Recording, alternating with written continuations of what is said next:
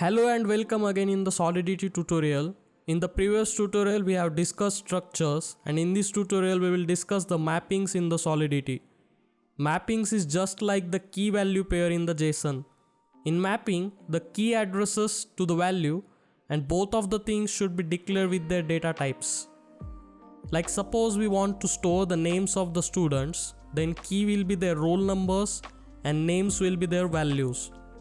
So mapping will look like this: mapping of unsigned integer to string. Since roll numbers are of integer type and names are of string data type, we can also declare nested mapping, like mapping of key to the mapping of key to the value.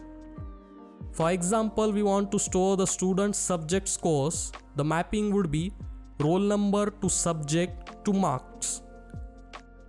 That would be unsigned integer to string and then again to unsigned integer.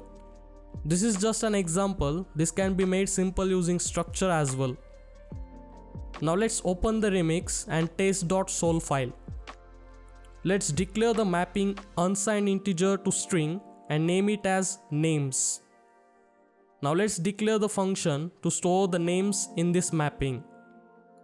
Let's name this function as store and it will be a public. This will accept two arguments. First is roll number and second is name.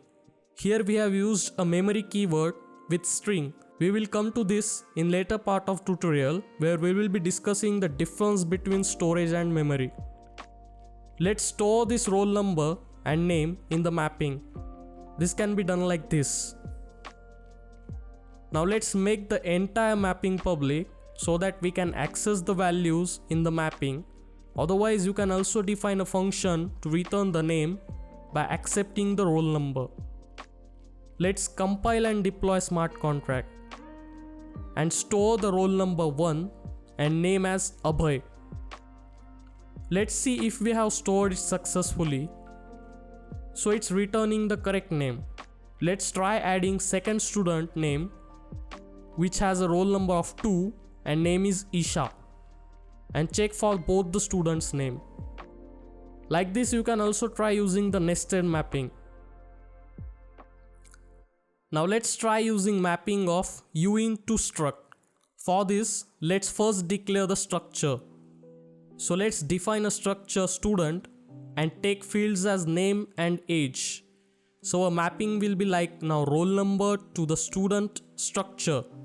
Let's change the name of mapping from names to student info. Now there will be a slight change in the store function. We will accept one more argument age, and inside the function we can set the information inside the struct like this. The elements can be accessed with selecting the key in the mapping and then dot followed by the name of that element. Let's save the file, compile and deploy the smart contract and run the store function. With roll number 1, name Abhay and age 18. Let's check if info is stored correctly, and that's it. So this is how you can use mapping to store data in smart contracts in the form of key value pairs. See you in the next tutorial.